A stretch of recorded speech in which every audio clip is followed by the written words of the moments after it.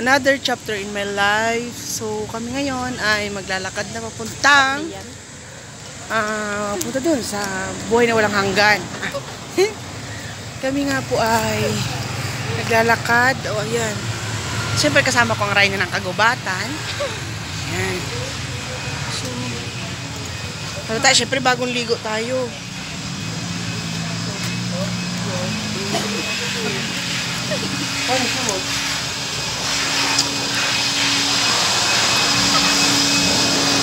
Sobrang daming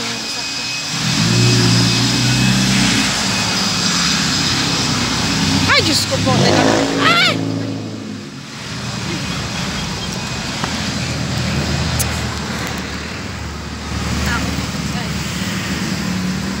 Nababak pa ito yung camera dito? Hindi. Muntik na po kaming... Sarap mo na lang kapag ano. Oh, yan. Si Kuya Renz po pa una-una. Siyempre, siya yung unang interviewin mamaya. Kami. Siyempre sa huli lang kami. Muntik na kami baga ng kotse. Ah! Ganon. May paganan!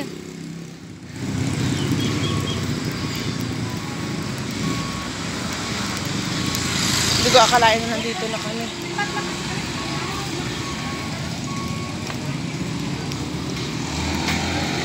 Ayan yung aming dali. Na kami bumibili.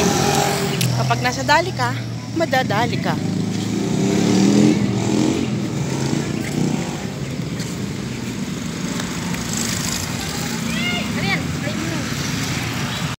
Yung aming lakarin. Pababa. Medyo malayo pa. Malayo kasi nilalakad namin. Dahil yung boarding house namin nandun sa pataas. Tapos pag uwi namin, pagod na. Tapos bababa sa sasakyan, maglalakad pa. Ayan. Pwede naman sumakay kaso ang daming gastos pag sasakay lagi. Kada lakad mamamasahe. Dami din gastos. Kaya hindi na kami nagsasakay, naglalakad na lang kami.